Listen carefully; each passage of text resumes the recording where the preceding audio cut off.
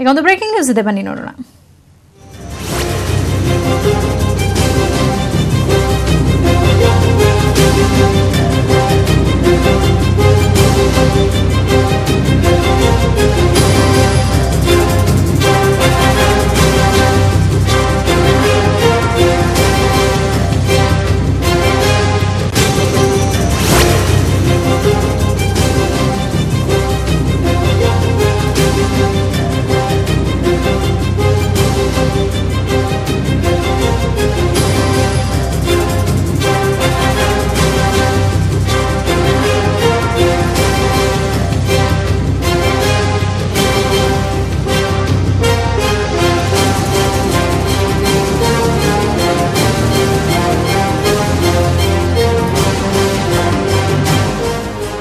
ವಿಷ ಪ್ರಾಶನವೋ ಆಹಾರ ದೋಷವೋ ಗೊತ್ತಿಲ್ಲ. ಶಿರೂರು ಜೊತೆಗಿದ್ದವರೇ ಕೊಟ್ಟಿದ್ದಾರೋ ಅದು ಗೊತ್ತಿಲ್ಲ. ಅತಿಯಾದ ಮದ್ಯಪಾನದಿಂದ ಆಗಿದೆ ಅಂತಿದ್ದಾರೆ. ಮಹಿಳೆಯರ ಸಂಪರ್ಕ ಇತ್ತು, ಏನಾದ್ರೂ ಜಗಳ ಆಗಿರಬಹುದು. ಮಠದ ಕಡೆಯಿಂದ ವಿಷ ಪ್ರಾಶನ ಆಗುವ ಸಾಧ್ಯತೆ ಇಲ್ಲ. ಮಠದ ಒಳಗಿನವರೇ ಇರಬಹುದು. ಇಷ್ಟರವರೆಗೆ ಒಬ್ಬ ಮಹಿಳೆಯ ಜೊತೆ ಸಂಪರ್ಕ ಇತ್ತು, ಈಗ ಹೊಸ ಮಹಿಳೆಯ ಸಂಪರ್ಕ ಆಗಿತ್ತು. ಅವರ ವಿಪರೀತ ಮದ್ಯಪಾನ ಮಾಡಿದ್ರಿಂದಲೂ ಇದು ಆಗಿರಬಹುದು. ಅಷ್ಟಮಠಗಳ ಕಡೆಯಿಂದ ಆಗಲು ಸಾಧ್ಯವೇ ಇಲ್ಲ. ಮಠದ ದೇವರಿಗೆ ಪೂಜೆ ಬೇಡ ಎಂದಿದ್ದೆ, ಅವರ ಪರ್ಯಾಯದಲ್ಲೂ ಪೂಜೆಗೆ ಹೋಗಿದ್ದೆ. ನನ್ನ ಪರ್ಯಾಯದಲ್ಲಿ ದೇವರ ಪೂಜೆ ಕೊಟ್ಟಿಲ್ಲ. ಅವರಿಗೆ ಈ ಬಗ್ಗೆ ಬೇಸರ ಇತ್ತು, ಆದರೂ ನನಗೆ ಅವರ ಬಗ್ಗೆ ಬಹುವಾದ ಪ್ರೀತಿ ಇತ್ತು. ಅನೇಕ ಸಲ ಅವರು ತಪ್ಪನ್ನ ಒಪ್ಕೊಂಡಿದ್ರು, ಆದ್ರೆ ಸರಿಯಾಗಿಲ್ಲ. ನನಗೆ ಮಕ್ಕಳಿದ್ದಾರೆ ಅಂತ ಅವರೇ ಒಪ್ಕೊಂಡಿದ್ದಾರೆ ಅಂತ ಉಡುಪಿಯಲ್ಲಿ ಪೇಜಾವರ ಶ್ರೀಗಳು ಲಕ್ಷ್ಮೀವರ ತೀರ್ಥ ಸ್ವಾಮೀಜಿಯ ಬಗ್ಗೆ ಮಾತನಾಡಿದ್ದಾರೆ.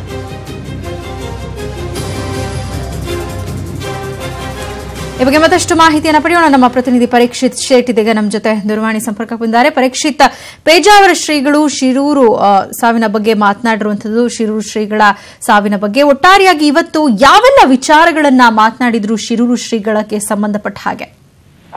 ಸೌಮ್ಯ, ಶಿರೂರು ಶ್ರೀಗಳ ಸಾವಿನ ನಂತರ ಒಂದು ಇತರ ಶ್ರೀಗಳ ಒಂದು ಮಾತು ತುಂಬಾ ಚರ್ಚೆಯ ಗ್ರಾಸವಾಗಿದೆ. ಇಲ್ಲಿ ಪ್ರಮುಖವಾಗಿ ಪೇಜಾವರ ಶ್ರೀಗಳ ಹಿಂದಿನ ಹೇಳಿಕೆ ಏನಿದೆ, ಅವರು ಶ್ರೀಗಳ ಬಗ್ಗೆ ಅಂದ್ರೆ ಲಕ್ಷ್ಮೀವರ್ತ ಶ್ರೀಗಳ ಬಗ್ಗೆ ಯಾವ ರೀತಿ ಅಭಿಪ್ರಾಯ ಇದೆ ಅನ್ನುವಂಥದ್ದು ಈಗ ಬೆಳಕಿಗೆ ಬರ್ತಾ ಇದೆ. ಅಂದ್ರೆ ಅವರು ಒಂದು ರೀತಿಯಲ್ಲಿ ವಿಷಪ್ರಾಶನವು ಆಹಾರ ದೋಷವು ಅಂತ ಹೇಳಿ ಗೊತ್ತಿಲ್ಲ, ಅತಿಯಾದ ಮದ್ಯಪಾನದಿಂದ ಆಗಿದೆ ಅನ್ನುವಂಥ ಮಾತು ಹೇಳಿದ್ದಾರೆ. ಯಾಕಂದ್ರೆ ಅವರು ಪ್ರತಿನಿತ್ಯ ಮದ್ಯಪಾನ ಮಾಡುವಂತ ಒಂದು ಅಭ್ಯಾಸವನ್ನು ಹೊಂದಿದ್ರು ಲಕ್ಷ್ಮೀವರ್ತ ಶ್ರೀಪಾದರು. ಆದ್ರೆ ಇದನ್ನು ಕೂಡ ಅವರು ಒಂದು ಹೈಲೈಟ್ ಮಾಡಿದ್ದಾರೆ. ಮತ್ತೆ ಹೊಸ ಮಹಿಳೆಯ ಸಂಪರ್ಕ ಮತ್ತು ಮಹಿಳೆಯ ಜೊತೆ ಒಂದು ಆಸೆ ಕೂಡ ಅವರಿಗಿತ್ತು. ಜೊತೆಗೆ ಇತರವರಿಗೆ ಮಹಿಳೆ ಜೊತೆ ಒಂದು ಸಂಪರ್ಕ ಕೂಡ ಇತ್ತು ಅನ್ನುವಂತ ಮಾತನ್ನು ಕೂಡ ಅಂತ ಹೇಳಿದ್ದಾರೆ. ಆದ್ರೆ ಅಷ್ಟಮಠಗಳ ಕಡೆಯಿಂದ ಯಾವುದೇ ಒಂದು ತಪ್ಪು ಇಲ್ಲಿ ಆಗಿಲ್ಲ. ಅವರ ಮೇಲೆ ವಿಶ್ವಾಸ ಇತ್ತು, ಅವರ ಮೇಲೆ ಪ್ರೀತಿಯೂ ಇತ್ತು. ಅಂದ್ರೆ ಅವರ ಸೇವಾ ಕಾರ್ಯಗಳಲ್ಲಿ ಮತ್ತು ಅವರ ಒಳ್ಳೆಯ ಸಮಾಜ ಸೇವೆಯಲ್ಲಿ ಅದರ ಮೇಲೆ ಗೌರವ ಇದೆ. ಆದ್ರೆ ಅವರ ಒಂದು ಖಾಸಗಿ ಒಂದು ನಡವಳಿಕೆ ಇರ್ಬೋದು, ಅದರ ಮೇಲೆ ನನಗೆ ಬೇಸರ ಇತ್ತು. ಅವರೇ ಮಕ್ಕಳಿದ್ದಾರೆ ಅನ್ನುವಂಥದ್ದು ಅವರು ಒಪ್ಪಿದ್ರು. ಯಾಕಂದ್ರೆ ಕೆಲ ದಿನಗಳಿಂದ ಒಂದು ವಿಡಿಯೋ ವೈರಲ್ ಆಗಿತ್ತು, ಅದರಲ್ಲಿ ಸ್ವಾಮೀಜಿಗಳಿಗೆಲ್ಲ ಮಕ್ಕಳಿದೆ, ನನಗೂ ಮಕ್ಕಳಿದೆ ಅನ್ನುವಂಥದ್ದು ಒಂದು ಹೇಳಿಕೆಯನ್ನ ಒಂದು ವೈರಲ್ ಆಗಿತ್ತು. ಅದನ್ನು ಕೂಡ ಇಲ್ಲಿ ಹೈಲೈಟ್ ಮಾಡಿದ್ದಾರೆ ಪೇಜಾವರ ಶ್ರೀಗಳು. ಅವರಿಗೆ ಮಕ್ಕಳಿದ್ದಾರೆ ಅಂತ ಅವರೇ ಒಪ್ಕೊಂಡ ಮೇಲೆ ಅವರು ಸನ್ಯಾಸಿ ಹೇಗಾಗ್ತಾರೆ, ಅವರು ಸನ್ಯಾಸ ಧರ್ಮವನ್ನ ಪಾಲಿಸಿಲ್ಲ ಅನ್ನುವಂಥದ್ದು ಅವರು ಒತ್ತಿ ಇಲ್ಲಿ ಹೇಳಿದ್ದಾರೆ. ಒಟ್ಟಾರೆ ಪಟ್ಟದ ದೇವರು ಕೂಡ ಇಲ್ಲಿ ಆ ವಿಚಾರ ಕೂಡ ಇಲ್ಲಿ ಎತ್ತಿದ್ದಾರೆ. ಎಲ್ಲಾ ಮಠಾಧೀಶರ ಒಂದು ವಿರೋಧ ಇತ್ತು ಅನ್ನುವಂಥದ್ದು ಇಲ್ಲಿ ಹೇಳಿದ್ದಾರೆ. ಇದರಿಂದ ಮುಖ್ಯವಾಗಿ ಅಷ್ಟ ಮಠಾಧೀಶರಿಗೆ ಮಕ್ಕಳಿದೆ ಅನ್ನುವಂತ ಮಾತು ಇಲ್ಲಿ ಎಲ್ಲ ಮಠಾಧೀಶರಿಗೆ ಸ್ವಾಮೀಜಿಗಳಿಗೆ ಬೇಸರ ಆಗಿದೆ. ಶಿಷ್ಯ ಸ್ವೀಕಾರ ಮಾಡಿ ಅಂತ ಹೇಳಿ ಕೂಡ ಇಲ್ಲಿ ನಾವೆಲ್ಲ ಆಗ್ರಹಿಸಿದ್ವಿ. ಆದ್ರೆ ಅವರು ಸಭೆಗೂ ಬಂದಿಲ್ಲ ಮತ್ತು ಅದನ್ನು ಕೂಡ ಒಪ್ಕೊಳ್ಳಿಲ್ಲ ಅನ್ನುವಂತ ಒಂದು ಮಾತನ್ನ ಹೇಳಿದ್ದೆ. ಒಟ್ಟಾರೆ ನಾನು ಅಂತ್ಯ ಸಂಸ್ಕಾರಕ್ಕೆ ಬರದಿರಲು ಹುಬ್ಬಳ್ಳಿಯಲ್ಲಿ ಒಂದು ಕಾರ್ಯಕ್ರಮ ಇತ್ತು, ಆ ಹಿನ್ನೆಲೆಯಲ್ಲಿ ಬಂದಿಲ್ಲ. ಒಟ್ಟು ಯಾವ ಪೂರ್ವ ದ್ವೇಷ ಇಲ್ಲ, ಅವರ ನಡವಳಿಕೆ ನಮ್ಗೆ ಇಷ್ಟ ಇಲ್ಲ. ಒಟ್ಟಾರೆ ಅವರು ಯಾವ ರೀತಿಯ ಸನ್ಯಾಸಿ ಅಲ್ಲ ಅನ್ನೋ ಮಾತನ್ನ ಪೇಜಾವರ ಶ್ರೀಗಳು ಹೇಳಿದ್ದಾರೆ.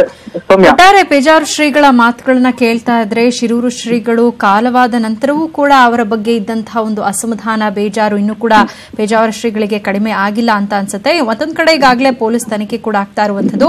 ಅಷ್ಟಮಟ್ಟದ ಮಠಾಧೀಶರು ಕೂಡ ಈ ಒಂದು ತನಿಖೆಗೆ ಸಹಕಾರ ಮಾಡ್ತೀವಿ ಅನ್ನುವಂತಹ ಒಂದು ವಿಚಾರವನ್ನೇನಾದ್ರೂ ಅವರು ಪ್ರಸ್ತಾಪ ಮಾಡಿದ್ರ, ಪೊಲೀಸ್ ತನಿಖೆಯಲ್ಲಿ ಸಂಪೂರ್ಣವಾದಂತಹ ಸಹಕಾರವನ್ನ ನಾವು ಕೂಡ ಕೊಡ್ತೀವಿ ಅನ್ನುವಂತಹ ಮಾತನ್ನೇನಾದ್ರೂ ಹೇಳಿದ್ರೆ ಹೇಗೆ? ಅಂದ್ರೆ ಸುದ್ದಿಗೋಷ್ಠಿಯಲ್ಲಿ ಯಾವುದೇ ರೀತಿಯ ಹೇಳಿಕೆಗಳನ್ನ ಓಪನ್ ಆಗಿ ಹೇಳಿಲ್ಲ.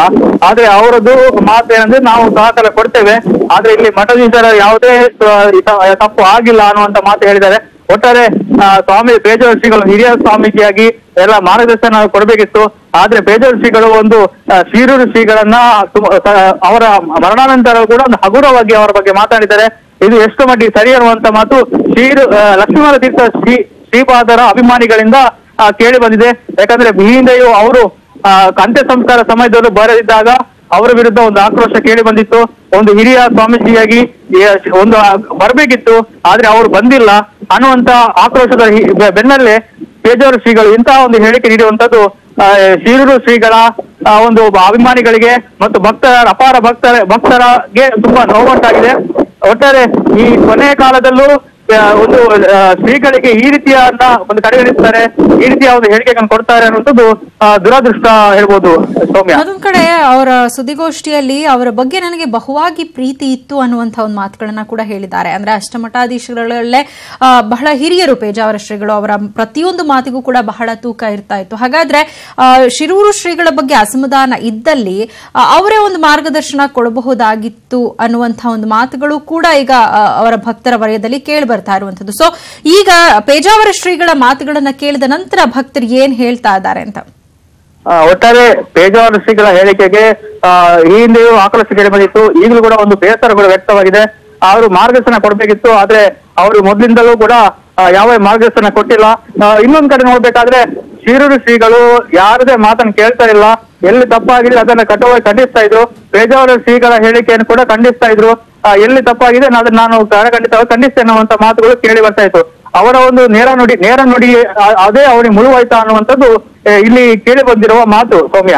ಇನ್ನು ಜಗತ್ತಿನಾದ್ಯಂತ ಈ ಅಷ್ಟಮಠಗಳಿಗೂ ಕೂಡ ಸಾವಿರಾರು ಸಂಖ್ಯೆಯಲ್ಲಿ ಭಕ್ತರಿದ್ದಾರೆ. ಮಠಗಳಿಗೆ ಅಷ್ಟೇ ನೇಮ ನಿಷ್ಠೆಯಿಂದ ನಡೆದುಕೊಳ್ಳುವವರಿದ್ದಾರೆ. ಆದ್ರೆ ಈಗ ಪೇಜಾವರ ಶ್ರೀಗಳನ್ನ ಮಾತುಗಳನ್ನ ಕೇಳ್ತಾ ಇದ್ರೆ ಅವರಿಗೆ ಮಹಿಳೆಯರ ಜೊತೆ ಸಂಪರ್ಕ ಇತ್ತು, ಅವರು ಅತಿಯಾಗಿ ಮದ್ಯಪಾನ ಮಾಡ್ತಾ ಇದ್ರು, ಅವರು ಮಠಾಧೀಶರು ಹೇಗೆ ಹಾಕ್ತಾರೆ, ಅವರಿಗೆ ಮಕ್ಕಳಿದೆ ಅನ್ನೋದನ್ನ ಸ್ವತಃ ಅವರೇ ಒಪ್ಕೊಂಡಿದ್ದಾರೆ ಅನ್ನುವಂಥ ಸಾಕಷ್ಟು ವಿಚಾರಗಳನ್ನ ಹೇಳಿದ್ದಾರೆ. ಹಾಗಾಗಿ ಒಂದ್ ಕಡೆ ಎಲ್ಲೋ ಒಂದ್ ಕಡೆ ಮಠಾಧೀಶರನ್ನೇ ಅನುಮಾನದ ದೃಷ್ಟಿಯಿಂದ ನೋಡುವಂತಹ ಒಂದು ಸ್ಟೇಟ್ಮೆಂಟ್ ಅನ್ನ ಪೇಜಾವರ ಶ್ರೀಗಳು ಕೊಟ್ಟಿದ್ದಾರೆ ಅಂತ ಅನಿಸ್ತಾ ಇದೆ ಅಲ್ವಾ? ಹೌದು ಸೌಮ್ಯ. ಈ ಹಿಂದೆ ಶಿರೂರು ಮಠಾಧೀಶರು ಈ ಮಕ್ಕಳಿದ್ದಾರೆ ಅನ್ನೋ ವಿಷಯವನ್ನ ಬಹಿರಂಗ ಪಡಿಸಿದ ಮೇಲೆ ಒಂದು ಅನುಮಾನ ರೀತಿಯಲ್ಲಿ ನೋಡುವಂತ ಸ್ಥಿತಿ ಬಂದಿತ್ತು. ಆದ್ರೆ ಈಗ ಪೇಜಾವರ ಶ್ರೀಗಳು ಶಿರೂರು ಶ್ರೀಗಳ ಹೇಳಿಕೆಗೆ ಇನ್ನಷ್ಟು ಪುಷ್ಟಿ ನೀಡುವಂತದ್ದು. ಅವರೇ ಮಕ್ಕಳಿದೆ ಎಂದು ಹೇಳುವಾಗ ಅವ್ರು ಯಾವ ರೀತಿ ಸ್ವಾಮೀಜಿ ಆಗ್ತಾರೆ ಅನ್ನುವಂಥದ್ದು ಮತ್ತು ಜೊತೆಗೆ ಮಹಿಳೆಯರ ಸಂಪರ್ಕ ಇದೆ ಅನ್ನುವಂಥದ್ದು ಈಗ ಎಲ್ಲರ ಅನುಮಾನ ದೃಷ್ಟಿ ನೋಡುವಂತದ್ದು. ಒಟ್ಟಾರೆ ರಾಜ್ಯ ಮತ್ತು ದೇಶದಲ್ಲೂ ಕೂಡ ಈ ಒಂದು ಅಷ್ಟಮಠಗಳ ಇತರ ಭಕ್ತರು ಏನು ತಲೆದಗ್ಗಿಸುವಂತ ಸ್ಥಿತಿ ಎದುರಾಗಿದೆ. ಇಲ್ಲಿ ಶಿರೂರು ಶ್ರೀಗಳು ಏನೇ ಇರ್ಲಿ, ಅವರ ನಡವಳಿಕೆ ಏನೂ ಇರ್ಲಿ, ಅವರ ಸಮಾಜ ಸೇವೆ ಇರ್ಬೋದು, ಅವರ ವೈಶಿಷ್ಟ್ಯತೆ ಇರ್ಬೋದು, ಮತ್ತು ಅವರ ಸಂಗೀತ ಮತ್ತು ಕಲೆ ಇದರಲ್ಲಿ ಅಪಾರ ಸಂಖ್ಯೆಯ ಭಕ್ತರಿದ್ರು. ಇತರ ಸ್ವಾಮೀಜಿಗಳಿಗಿಂತ ಹೆಚ್ಚಿನ ಭಕ್ತರು ಶಿರೂರು ಶ್ರೀಗಳ ಹಿಂದೆ ಇದ್ರು. ಹಾಗಾಗಿ ಇಲ್ಲಿ ಒಟ್ಟಾರೆ ಹೆಚ್ಚಿನ ಕೂಗು ಇತರ ಮಠಾಧೀಶರ ವಿರುದ್ಧ ಕೇಳಿ ಬಂದಿದೆ. ಒಂದು ಆಕ್ರೋಶ ವಾತಾವರಣ ಇಲ್ಲಿಗೆ ನಿರ್ಮಾಣವಾಗಿದೆ ಅಂತ ಹೇಳ್ಬೋದು ಸೌಮ್ಯ. ಓಕೆ, ಧನ್ಯವಾದ ತಮ್ಮೆಲ್ಲ ಮಾಹಿತಿಗೆ ಪರೀಕ್ಷಿತ್. ಇನ್ನು ಈ ಬಗ್ಗೆ ಮಾತನಾಡೋದಕ್ಕೆ ವಜ್ರದೇಹಿ ಮಠದ ಸ್ವಾಮೀಜಿಗಳಾಗಿರುವಂತಹ ರಾಜಶೇಖರ್ ಸ್ವಾಮೀಜಿಗಳು ನಮ್ಮ ಜೊತೆ ದೂರವಾಣಿ ಸಂಪರ್ಕಕ್ಕೆ ಬಂದಿದ್ದಾರೆ. ಸ್ವಾಮೀಜಿ ನಮಸ್ತೆ. ನಮಸ್ತೆ. ನಮಸ್ತೆ. ಸೊ ಶಿರೂರು ಶ್ರೀಗಳ ಬಗ್ಗೆ ಇವತ್ತು ಪೇಜಾವರ ಶ್ರೀಗಳು ಸಾಕಷ್ಟು ವಿಚಾರಗಳನ್ನ ಮಾತನಾಡಿದ್ದಾರೆ. ಅಂದ್ರೆ ಅವರ ಬಗ್ಗೆ ಪ್ರೀತಿಯೂ ಇತ್ತು, ಅಸಮಾಧಾನವೂ ಇತ್ತು ಅನ್ನುವ ನಿಟ್ಟಿನಲ್ಲಿ ದಾಟಿಯಲ್ಲಿ ಮಾತನಾಡಿರುವಂತದ್ದು. ಎಲ್ಲೋ ಒಂದ್ ಕಡೆ ಈಗ ಶಿರೂರು ಶ್ರೀಗಳು ಕೂಡ ಇಲ್ಲ, ಅವ್ರ ಕಾಲವಾಗಿದ್ದಾರೆ. ಆದ್ರೆ ಈಗಲೂ ಕೂಡ ಪೇಜಾವರ ಶ್ರೀಗಳು ಅವರ ಮೇಲೆ ಅಸಮಾಧಾನವನ್ನೇ ಹೊರ ಹಾಕ್ತಾ ಇದ್ದಾರೆ. ಏನ್ ಹೇಳ್ತೀರಿ? ಪ್ರಸ್ತುತವಾಗಿರತಕ್ಕಂತಹ ಸ್ಥಿತಿಯಲ್ಲಿ ಅವರ ಒಳಗೆ ಅಸಮಾಧಾನ ಇತ್ತು ಎನ್ನುವುದು ಈ ವ್ಯವಸ್ಥೆಯಲ್ಲಿ ನಮಗೆ ಕಾಣಸಿಗುವಂತಹ ಅಂಶ. ಹಾಗಿರುವುದರಿಂದ ನಾವು ಕಂಡ ಹಾಗೆ ನಾವು ಬಹಳ ಬಾರಿ ಶಿರೂರು ಸ್ವಾಮಿಗಳನ್ನ ಅವರ ಜೊತೆಗೆ ಒಡನಾಟ ಹೋಗಿ ಬರುವುದು ಅಥವಾ ಅವರ ಜೊತೆಗೆ ಇರುವಂತಹ ತುಂಬಾ ಸಂದರ್ಭಗಳನ್ನ ನಾವು ನಮ್ಮ ಜೀವನದಲ್ಲಿ ಕಂಡುಕೊಂಡಿದ್ದೇವೆ. ಆದ್ರೆ ಈ ಎಲ್ಲ ಸಂದರ್ಭಗಳಲ್ಲಿ ನಾವು ಅಂತಹ ಯಾವುದೇ ಪರಿಸ್ಥಿತಿಯನ್ನ ನಾವು ಕಾಣಲಿಲ್ಲ. ಅಂದ್ರೆ ಅವರಿಗೆ ಆ ರೀತಿಯ ಚಟ ಇದೆ ಅಥವಾ ಆ ರೀತಿಯ ಸ್ಥಿತಿ ಇದೆ ಅಂತ ನಾವೇನು ಕಾಣಲಿಲ್ಲ. ಹಾಗಾಗಿ ಈಗ ಇತ್ತೀಚೆಗೆ ಅವರು ಹಿರಿಯಡಕದ ಮೂಲ ಮಠದಲ್ಲಿ ಶಿರೂರು ಮಠದಲ್ಲಿ ವಾಸ್ತವ್ಯ ಮಾಡಿದ್ರು. ಬಟ್ ಅಲ್ಲೂ ಕೂಡ ನಮ್ಗೆ ಅಂತಹ ಸಂದರ್ಭಗಳು ಕಾಣಲಿಲ್ಲ. ಮತ್ತೆ ಇದು ಯಾವ ರೀತಿಯ ಊಹಾಪೋಹವೋ ಅಥವಾ ಯಾರು ಇವರಿಗೆ ಈ ರೀತಿಯ ಸಮರ್ಥನೆಗಳನ್ನ ಹೇಳಿದ್ದಾರೋ ಒಂದು ನಮಗೆ ತಿಳಿಯದು. ಹಾಗಾಗಿ ನಾವದನ್ನ ಸಮರ್ಥನೆ ಮಾಡಿಕೊಳ್ಬೇಕಾದ್ರೆ ನಮ್ಮಲ್ಲಿ ಅದಕ್ಕೆ ಪೂರಕವಾದ ದಾಖಲೆಗಳು ಅಥವಾ ಅದಕ್ಕೆ ಪೂರಕವಾದಂತಹ ಯಾವುದೇ ರೀತಿಯ ವ್ಯವಸ್ಥೆಗಳು ಬೇಕು. ಹಾಗಾಗಿ ನಮ್ಮಲ್ಲಿ ಇಲ್ಲದೆ ನಾವು ಯಾರ ಮೇಲೂ ಆರೋಪ ಮಾಡುವುದು ಅಷ್ಟು ಉಚಿತವಲ್ಲ. ಮತ್ತೆ ಈಗ ಅವರು ನಮ್ಮನ್ನ ಬಿಟ್ಟು ಹೋಗಿದ್ದಾರೆ, ಬಿಟ್ಟು ಹೋದ ಮೇಲೂ ನಾವು ಅವರ ಮೇಲೆ ಈ ರೀತಿಯ ದಾಳಿಗಳನ್ನ ಮಾಡುವುದು ನಮಗಷ್ಟು ಇಷ್ಟವಾಗುವುದಿಲ್ಲ. ಈಗ ಅಷ್ಟಮಠಗಳಂತಂದ್ರೇನೆ ಜನ ಬಹಳ ಅದ್ರ ಬಗ್ಗೆ ಒಂದ್ ರೀತಿಯಾದಂತಹ ಅಪಾರ ಗೌರವ ಇದೆ, ಪ್ರೀತಿ ಇದೆ. ಈಗ ಪೇಜಾವರ ಶ್ರೀಗಳು ಕೂಡ ಬಹಳ ಹಿರಿಯರಾಗಿದ್ದಾರೆ.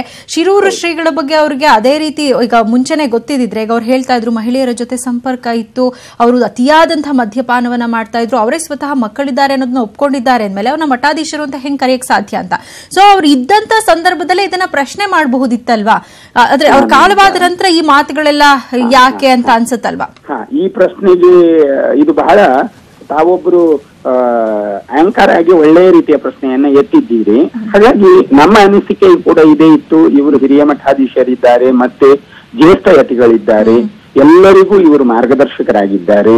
ಈಗ ಕೇವಲ ಅಷ್ಟಮಠಾಧೀಶರಿಗೆ ಮಾತ್ರ ಇವರು ಜ್ಯೇಷ್ಠ ಯತಿಗಳು ಅಥವಾ ಮಾರ್ಗದರ್ಶಕರು ಅನ್ನುವುದಲ್ಲ. ನಮ್ಮ ದಕ್ಷಿಣ ಕನ್ನಡ ಜಿಲ್ಲೆ, ಉಡುಪಿ ಜಿಲ್ಲೆ ಮತ್ತು ಹೊರ ಜಿಲ್ಲೆಗಳಲ್ಲಿ ಇವರನ್ನು ಎಲ್ಲರೂ ಜ್ಯೇಷ್ಠ ಯತಿಗಳು ಮತ್ತೆ ಹಿರಿಯ ಮಾರ್ಗದರ್ಶಕರು ಮತ್ತೆ ನಮಗೆಲ್ಲ ಗುರುಗಳು ಅಂತ ನಾವು ಒಪ್ಪಿಕೊಂಡವರು.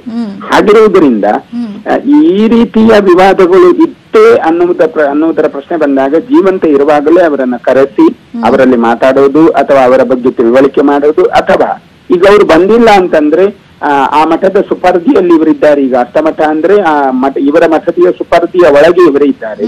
ಹಾಗಾಗಿ ಈಗ ಪರ್ಯಾಯವಾಗಿ 2 ವರ್ಷಗಳಿಗೊಮ್ಮೆ ಪರ್ಯಾಯ ನಡೆಯುತ್ತದೆ. ಅಂತ ಸಂದರ್ಭಗಳಲ್ಲಿ ಈಗ ನಮ್ಮಿಂದ ತಪ್ಪಾದ್ರು, ಸ್ವಯಂ ನಮ್ಮಿಂದ ಏನಾದ್ರೂ ಅಪರಾಧ ಆದ್ರೂ ನಮ್ಮನ್ನ ಕರೆಸಿ ಕೇಳಬೇಕು ಅಥವಾ ನಾವು ಏನ್ ಮಾಡಿದ್ದೇವೆ ಎನ್ನುವುದನ್ನ ಗಮನಿಸಬೇಕು.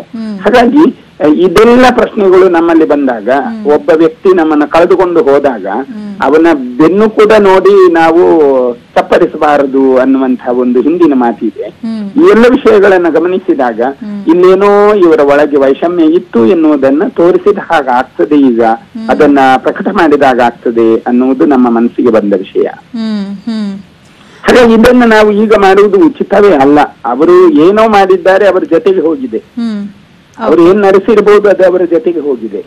ಹಾಗಾಗಿ ಅವರು ಜೀವಂತ ಇದ್ರೆ ನಾವು ಅವರನ್ನ ಎಗರಾಡಬಹುದು, ಅವರು ಜೀವಂತ ಇದ್ರೆ ನಾವು ಅವರನ್ನ ನಾವು ಅವಮಾನಿಸಬಹುದು ಅಥವಾ ಅವರ ಬಗ್ಗೆ ನಾವು ಯಾವುದೇ ವಿಷಯಗಳನ್ನ ಉಲ್ಲೇಖ ಮಾಡಬಹುದು. ಯಾಕೆ ಅಂತಂದ್ರೆ ಅದರ ಬಗ್ಗೆ ಸ್ಪಷ್ಟೀಕರಣ ಕೊಡಬೇಕಾದ್ರೆ ಯಾರು ಮಾಡಿದ್ದಾರೆ ಅವರೇ ಕೊಡಬೇಕು. ಈಗ ಅವರಿಲ್ಲ, ನಮ್ಮ ಮಧ್ಯದಲ್ಲಿ ಇಲ್ಲ. ಅವರು ಕೇವಲ ನಮ್ಗೆ ಚೇತನವಾಗಿದ್ದಾರೆ ಬಿಟ್ರೆ ಅವರು ನಮ್ಮ ಮಧ್ಯದಲ್ಲಿ ಇಲ್ಲ.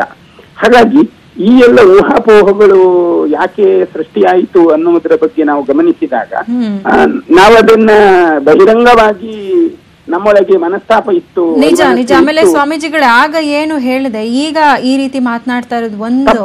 ಮತ್ತೊಂದ್ ಕಡೆ ಪ್ರತಿಯೊಬ್ಬ ಮಠಾಧೀಶರನ್ನು ಹಾಗಾದ್ರೆ ಈ ಒಂದು ಹೇಳಿಕೆಗಳು ನಾವು ಪ್ರಶ್ನಾರ್ಥಕವಾಗಿಯೇ ನೋಡುವಂತೆ ಮಾಡುತ್ತೆ ಅಲ್ವಾ?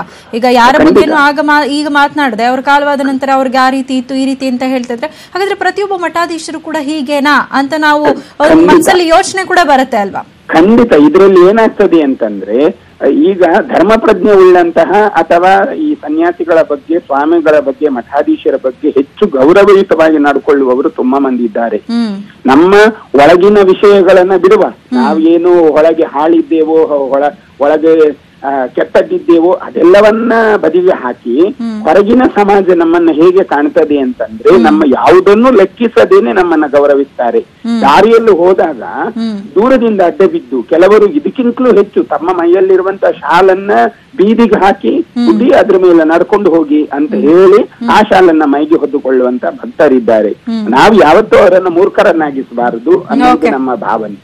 ಹಾಗಾಗಿ ಓಕೆ, ಧನ್ಯವಾದ ಸ್ವಾಮೀಜಿ, ನ್ಯೂಸ್ 18 ಕನ್ನಡದ ಜೊತೆ ಮಾತನಾಡಿದಕ್ಕಾಗಿ. ಇನ್ನು ಈ ಬಗ್ಗೆ ಮಾತನಾಡೋದಕ್ಕೆ ಬಾರ್ಕೂರು ಸಂಸ್ಥಾನದ ಪೀಠಾಧಿಪತಿಗಳಾಗಿರುವಂತಹ ಸಂತೋಷ್ ಭಾರತಿ ಶ್ರೀಗಳು ನಮ್ಮ ಜೊತೆ ದೂರವಾಣಿ ಸಂಪರ್ಕಗೊಂಡಿದ್ದಾರೆ. ಗುರುಜಿ ನಮಸ್ತೆ. ಹರೇ ಕೃಷ್ಣ. ಶಿರೂರು ಮಠದ ಸ್ವಾಮೀಜಿಗಳ ಬಗ್ಗೆ ಇವತ್ತು ಪತ್ರಿಕಾಗೋಷ್ಠಿಯಲ್ಲಿ ಪೇಜಾವರ ಶ್ರೀಗಳು ಸಾಕಷ್ಟು ವಿಚಾರಗಳನ್ನ ಮಾತನಾಡಿದ್ದಾರೆ. ಈ ಸಂದರ್ಭದಲ್ಲೂ ಕೂಡ ಅವರ ಮೇಲೆ ಸಾಕಷ್ಟು ಅಸಮಾಧಾನ, ಆರೋಪಗಳನ್ನ ಮಾಡಿರುವಂತದ್ದು. ಈಗ ಶಿರೂರು ಶ್ರೀಗಳಿಲ್ಲ, ಅವ್ರ ಕಾಲವಾಗಿದ್ದಾರೆ. ಇಂತಹ ಸಂದರ್ಭದಲ್ಲೂ ಕೂಡ ಈ ಒಂದು ಅಸಮಾಧಾನ ಬೇಕಾ ಅಂತ ನೋಡಿ. ಪೇಜಾವರ ಶ್ರೀಗಳು ನನಗೆ ಮಂತ್ರೋಪದೇಶ ಮಾಡಿದಂತ ಗುರುಗಳು. ನಾನು ಅವ್ರಿಗೆ ಅವರ ಮಾತಿಗೆ ಕಮೆಂಟ್ ಮಾಡುವ ಶಕ್ತಿ ನನಗಿಲ್ಲ. ನಾನು ಮಾಡಬಾರ್ದು.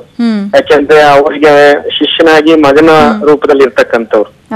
ಆದ್ರೂ ಒಂದು ಪೀಠದ ಗುರುಗಳಾಗಿ ಒಂದು ಮಾತಾಡೋದಾದ್ರೆ, ಒಂದು ಗಾದೆ ಇದೆ ಕನ್ನಡದಲ್ಲಿ, ಸತ್ತೆಮ್ಮೆ 10 ಲೀಟರ್ ಹಾಲು ಕೊಡ್ತಿತ್ತು ಅಂತ. ಅಂದ್ರೆ ಅರ್ಥ ಏನಂದ್ರೆ, ಆ ಎಮ್ಮೆ ಹಾಲೇ ಕೊಡ್ಲಿಲ್ಲ ಅಂತ ಆಗಿದ್ರು ಸಹ ಸತ್ತ ಮೇಲೆ ಅದು 10 ಲೀಟರ್ ಹಾಲು ಕೊಡ್ತಿತ್ತು ಅಂತ ಹೇಳೋ ಸಂಪ್ರದಾಯ ಇಟ್ಕೊಳ್ಬೇಕು ಅನ್ನುವಂಥದ್ದು ಪದ್ಧತಿ. ನಿಜ. ಅಂದ್ರೆ ಅವರ ಒಳ್ಳೆ ಕಾರ್ಯಗಳ ವೀರೇಂದ್ರ ಹೆಗಡೆ ಅವರು ಮಾತಾಡ್ತಾ ಒಂದು ಮಾತು ಹೇಳಿದ್ರು, ಅವ್ರು ಏನೇ ಮಾಡಿರ್ಲಿ ಈ ಸಂದರ್ಭದಲ್ಲಿ ಅವರದ್ದು ಒಳ್ಳೆ ಕಾರ್ಯಗಳನ್ನೇ ನೆನಪಿಸ್ಕೊಳ್ಬೇಕಾದ್ದು ಧರ್ಮ ಅಂತ ಧರ್ಮಾಧಿಕಾರಿಗಳು ಹೇಳಿದ್ರು. ನಿಜ. ಇದನ್ನ ನಾನು ಹೇಳ್ಬೋದೇ ವಿನಃ ಇಷ್ಟು ದೊಡ್ಡ ಯತಿಗಳು ಅವ್ರನ್ನ ಈಗ ದುಶ್ಚಟ ಮಾಡ್ತಾ ಇದ್ರು, ಅವ್ರು ಹಾಗಿದ್ರು, ಅವ್ರು ಹೀಗಿದ್ರು ಅಂತ ಹೇಳೋದಾಗಿದ್ರೆ ಒಂದು ದೊಡ್ಡ ಪ್ರಶ್ನೆ ಸಮಾಜದ ಮುಂದೆ ಬರ್ತದೆ, ಇಷ್ಟು ದಿವಸ ಯಾಕೆ ಸುಮ್ಮನೆ ಇದ್ರು ಅಂತ. ಹೌದು ಹೌದು. ಈಗಾಗಲೇ 3 ಪರ್ಯಾಯಕ್ಕೆ ಮುಂಚೆ ಅವರೇ ಪರ್ಯಾಯ ಮಾಡ್ಕೊಂಡಿದ್ರಲ್ಲ, ಯಾಕೆ ಪರ್ಯಾಯಕ್ಕೆ ಕೊಟ್ರು ಇವರು? ಎಷ್ಟು ದೊಡ್ಡ ಪ್ರಶ್ನೆ ಬರಲ್ವಾ ಕರ್ನಾಟಕದ ಮುಂದೆ? ಹಾಗಾಗಿ ಈ ಪ್ರಶ್ನೆಗಳಿಗೆ ಇವರು ಈಗ ಉತ್ತರ ಹೀಗೆ ಹೇಳ್ತಾರೆ ಅಂತನ್ನುವಾಗ ಇದರ ಹಿನ್ನೆಲೆಯಲ್ಲಿ ಇವರಿಗೆ ಎಷ್ಟು ಅಸಮಾಧಾನ ಅವ್ರ ಮೇಲೂ ಇದೆ ಅಂತ ಆಗುತ್ತದೆ. ಹಾಗಾಗಿ ಪೂಜ್ಯ ಗುರುಗಳು ನಮ್ಮ ಪೂಜ್ಯರವರು, ಹಾಗಾಗಿ ತುಂಬಾ ತಿಳಿದವರು. ನನ್ನ ಡಬಲ್ ವಯಸ್ಸಿನಷ್ಟು ಅವರ ಸನ್ಯಾಸದ ಜೀವನ ಇದೆ. ಹಾಗಾಗಿ ನಾನು ಅವ್ರ ಬಗ್ಗೆ ಯಾವ್ದು ಮಾತಾಡುವ ಶಕ್ತಿ ಇಲ್ಲದೆ ಇದ್ರು ಸಹ ನನ್ನ ಗುರುಗಳಿಗೆ ಅಪವಾದ ಬರಬಾರದು ಅನ್ನೋ ಕಾರಣಕ್ಕೆ ನಾನು ಈ ಸಂದರ್ಭದಲ್ಲಿ ಇಷ್ಟು ಹೇಳಬಲ್ಲೆ ಅಷ್ಟೇ. ಯಾಕೆಂತಂದ್ರೆ ಅವರು ಇನ್ನೊಂದು ಅಪವಾದಕ್ಕೀಡಾಗಬಾರದು. ಅವರು ಬೃಂದಾವನಸ್ಥರಾದಂತಹ ಶ್ರೀಗಳನ್ನ ನಾವು ಈಗ ದೂಷಣೆ ಮಾಡುವುದು ಸರ್ವತಾ ಸರಿಯಲ್ಲ ಅಂತ ನನ್ನ ಭಾವನೆ. ಧನ್ಯವಾದ ಶ್ರೀಗಳೇ, ನ್ಯೂಸ್ 18 ಕನ್ನಡದ ಜೊತೆ ಮಾತನಾಡಿದಕ್ಕಾಗಿ. ನ್ಯೂಸ್ 84ಗೆ ಮತ್ತೆ ಸ್ವಾಗತ. ಶಿರೂರು ಶ್ರೀ ಅನುಮಾನಾಸ್ಪದ ಸಾವಿಗೆ ಬಿಗ್ ಟ್ವಿಸ್ಟ್ ಸಿಕ್ಕಿದೆ.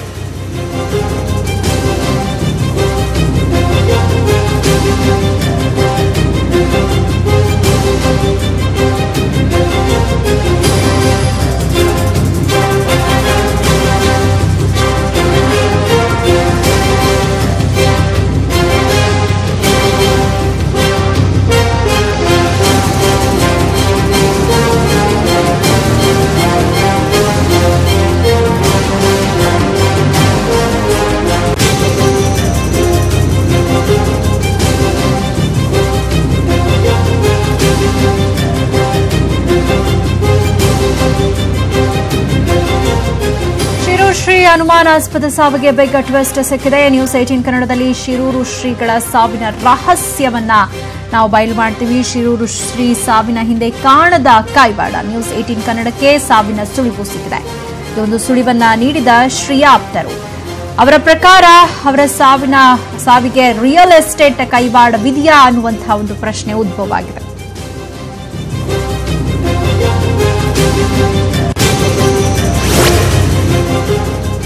ಶ್ರೀಗಳ ಅನುಮಾನಾಸ್ಪದ ಸಾವಿನ ಹಿಂದಿದ್ಯಾ ರಿಯಲ್ ಎಸ್ಟೇಟ್ ಮಾಫಿಯಾ? ಉಡುಪಿ ನಗರದಲ್ಲಿರೋ ಶಿರೂರು ಮಠದ ಆಸ್ತಿ ಕಬಳಿಕೆಗೆ ಸಂಚನ ರೂಪಿಸಲಾಗಿತ್ತ. ಶಿರೂರು ಮಠಕ್ಕೆ ಸೇರಿದ 500 ಕೋಟಿ ಮೌಲ್ಯದ ಭೂಮಿಯನ್ನ ಕಬಳಿಸೋ ಸಂಚು ನಡೆದಿತ್ತ.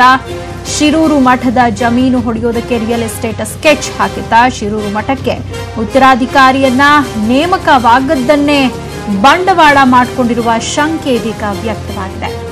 ಶಿರೂರು ಶ್ರೀ ನಂತರ ಜಮೀನು ಕಬಳಿಸೋದು ಸುಲಭ ಅಂತ ಈ ಒಂದು ಸಂಚನ್ನ ರೂಪಿಸಲಾಗಿದೆಯಾ ಅನ್ನೋ ಅನುಮಾನ ಕೂಡ ವ್ಯಕ್ತ ಆಗ್ತಾ ಇದೆ. ಈ ಹಿಂದೆ ಕೂಡ ಜಮೀನನ್ನ ಕಬಳಿಸೋದಕ್ಕೆ ಯತ್ನಿಸಲಾಗಿತ್ತು.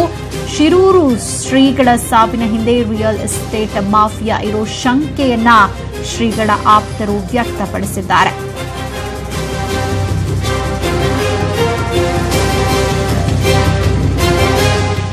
ಈ ಬಗ್ಗೆ ಮತ್ತಷ್ಟು ಮಾಹಿತಿಯನ್ನು ಪಡೆಯೋಣ. ನಮ್ಮ ಪ್ರತಿನಿಧಿ ಭರತ್ ಇದೀಗ ನಮ್ಮ ಜೊತೆ ದೂರವಾಣಿ ಸಂಪರ್ಕಕ್ಕೆ ಬಂದಿದ್ದಾರೆ.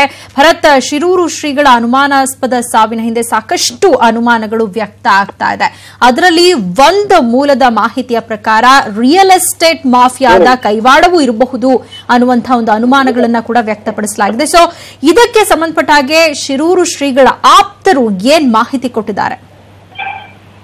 ಶಿರೂರು ಲಕ್ಷ್ಮೀವರ ತೀರ್ಥ ಸ್ವಾಮೀಜಿಗಳ ಒಂದು ಅನುಮಾನಾಸ್ಪದ ಸಾವಾಗಿದೆ. ಈ ಅನುಮಾನಾಸ್ಪದ ಸಾವಿನ ಹಿಂದೆ ಒಂದು ಲ್ಯಾಂಡ್ ಮಾಫಿಯಾದ ಕೈವಾಡ ಇವೆ ಅನ್ನೋದು ಒಂದು ಬಲವಾದ ಶಂಕೆಯನ್ನು ಸ್ವಾಮೀಜಿಯ ಆಪ್ತ ವಲಯವನ್ನು ವ್ಯಕ್ತಪಡಿಸಿರುವಂತದ್ದು. ಅಂದ್ರೆ ಶಿರೂರು ಸ್ವಾಮೀಜಿಯ ಈ ಮಠಕ್ಕೆ ಸಂಬಂಧಪಟ್ಟಂತೆ ಉಡುಪಿ ನಗರ ಮಠದಲ್ಲಿ ಉಡುಪಿ ನಗರ ವಲಯದಲ್ಲಿ ಟೋಟಲ್ ಒಂದು 500 ಕೋಟಿ ರೂಪಷ್ಟು ಒಂದು ಆಸ್ತಿ ಇದೆ. ಈ ಆಸ್ತಿಯನ್ನು ಹೊಡೆಯಲು ಇಂದ ಒಂದು ಸಂಚನ್ನು ರೂಪಿಸಲಾಗಿದೆ ಅನ್ನೋದು ಮಾಹಿತಿ ದೊರಕಿರುವಂತದ್ದು. ಆದ್ರೆ ಶಿರೂರು ಅವರು ಸ್ವಾಮೀಜಿ ಅವರು ಯಾವುದೇ ಉತ್ತರಾಧಿಕಾರಿಯನ್ನು ನೇಮಕ ಮಾಡಿಲ್ಲ. ಇದನ್ನೇ ಒಂದು ಬಂಡವಾಳವಾಗಿಸಿಕೊಂಡು ಈ ಲ್ಯಾಂಡ್ ಮಾಫಿಯಾದವರು ಈ ಅವರ ಆಸ್ತಿಯನ್ನು ಹೊಡೆಯುವ ಒಂದು ಸಂಚನ್ನು ರೂಪಿಸಿದ್ರು ಅಂತ ಹೇಳಿಕೊಂಡು ಒಂದು ಆಪ್ತವಲಯನ್ನು ಮಾಹಿತಿ ನೀಡಿರುವಂತದ್ದು. ಯಾಕಂದ್ರೆ ಈಗಾಗಲೇ ಮಠದಲ್ಲಿ ಇಲ್ಲಿ ಅಷ್ಟಮಠದಲ್ಲಿ ಕೂಡ ಮಠಕ್ಕೆ ಸಂಬಂಧಪಟ್ಟಂತಹ ಈ ಆಸ್ತಿಗಳನ್ನು ಈ ಮಾರಾಟ ಮಾಡುವಂತಹ ಲ್ಯಾಂಡ್ ಮಾಫಿಯಾ ಕೂಡ ಈಗಾಗಲೇ ಈಗ ಏನು ವರ್ಕಿಂಗ್ ಅಲ್ಲಿ ಇರುವಂತದ್ದು ಕೂಡ ಒಂದು ಇರುವಂತದ್ದು. ಈ ನೆಲೆಯಲ್ಲಿ ಶಿರೂರು ಮಠದ ಲ್ಯಾಂಡ್ ಇದೆ, ಈ ಜಾಗವಿದೆ.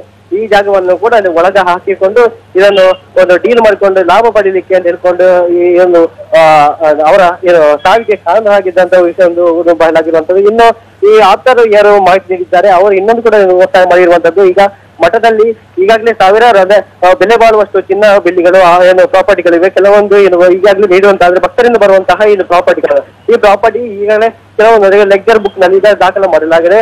ಆದ್ರೆ ಕೆಲವೊಂದು ಹೊಸದಾಗಿ ಬರುವಂತಹ ಏನು ಚಿನ್ನಾಟ ಬೆಳ್ಳಿ ಇದೆ ಅದು ಇದು ಕೂಡ ಲೆಕ್ಚರ್ ಬುಕ್ ನಲ್ಲಿ ದಾಖಲೆ ಮಾಡಿಲ್ಲ.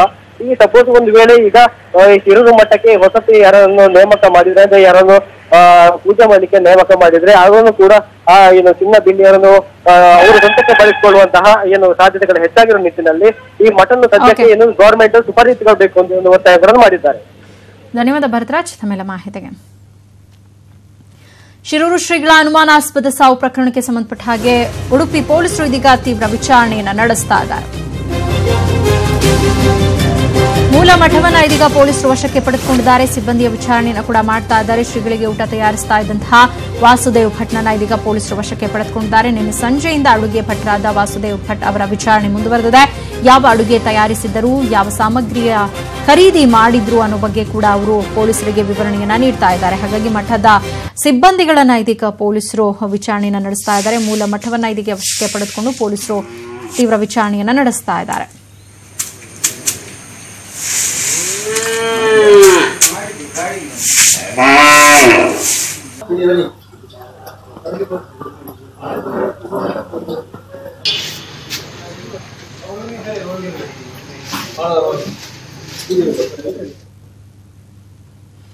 ತಿಂಡಿ ಪೋತರಿಗೊಂದು ಸಿಹಿ ಸುದ್ದಿ. ನ್ಯೂಸ್ 18 ಕನ್ನಡ ಇಂದಿನಿಂದ ಬೆಂಗಳೂರಿನಲ್ಲಿ 3 ದಿನಗಳ ಆಹಾರ ಮೇಳ ಆಯೋಜಿಸಿದೆ. ಬಸವೇಶ್ವರ ನಗರದ ಡಾ ಬಿಆರ್ ಅಂಬೇಡ್ಕರ್ ಸ್ಟೇಡಿಯಂನಲ್ಲಿ ಫುಡ್ ಫೆಸ್ಟ್ ಆಯೋಜಿಸಲಾಗಿದೆ.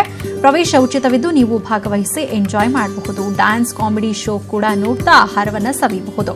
ಸಸ್ಯಾಹಾರಿಗಳು ರಾಜ್ಯದ ಎಲ್ಲಾ ರೀತಿಯ ಖಾದ್ಯಗಳನ್ನು ಈ ಫೆಸ್ಟ್ನಲ್ಲಿ ಸವಿಯಬಹುದು.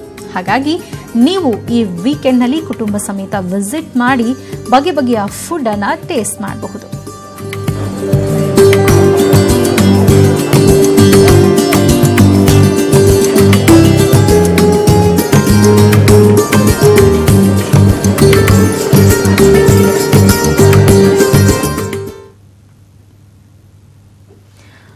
ಸಾಮಾನ್ಯ ಮನುಷ್ಯನ ಸ್ಮಾರ್ಟ್ ಫೋನ್ ಕನಸು ನನಸಾಗೋ ಟೈಮ್ ಬಂದಿದೆ. ಕೇವಲ 501 ರೂಪಾಯಿಗೆ ವಾಟ್ಸ್ಆಪ್, ಫೇಸ್ಬುಕ್ ಮತ್ತು ಯೂಟ್ಯೂಬ್ ಆಪ್ಷನ್ ಇರೋ ಫೋನ್ ಕೈಗೆ ಸಿಗಲಿದೆ. ಹೇಗೆ ಅನ್ನೋದಕ್ಕೆ ಈ ಸ್ಟೋರಿ ನೋಡಿ.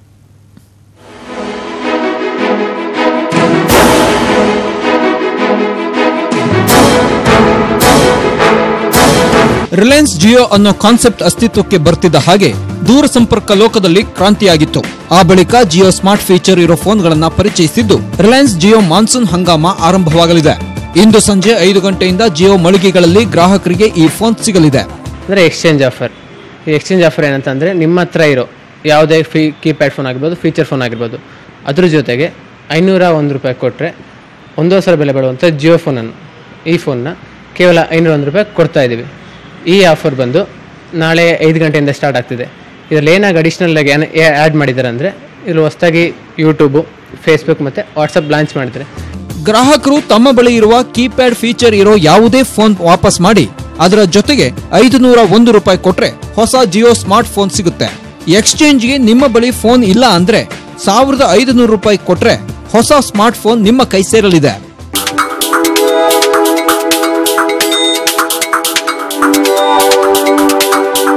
ಈಗಾಗಲೇ 500 ಮಿಲಿಯನ್ ಜನ ಫ್ಯೂಚರ್ ಫೋನ್ ಬಳಕೆ ಮಾಡ್ತಿದ್ದು ಇಂಟರ್ನೆಟ್ ಬಳಕೆ ಮಾಡ್ತಿಲ್ಲ. ಇದೀಗ ಜಿಯೋ ಬದಲಾವಣೆ ತರುತ್ತಿದ್ದು ಜಿಯೋ ಮಾನ್ಸೂನ್ ಹಂಗಾಮದಲ್ಲಿ ಕೇವಲ 501 ರೂಪಾಯಿ ಕೊಟ್ರೆ ಹೊಸ ಜಿಯೋ ಫೋನ್ ಇಂಟರ್ನೆಟ್ ಬಳಕೆ ಸಮೇತ ಸಿಗಲಿದೆ. And going for YouTube main app ಏನಿದೆ ಅದೇ ವರ್ಷನ್ ಆ್ಯಪ್ ಕೂಡ ಇಲ್ಲೇ ಇದೆ, ಜಿಯೋ ವರ್ಷನ್.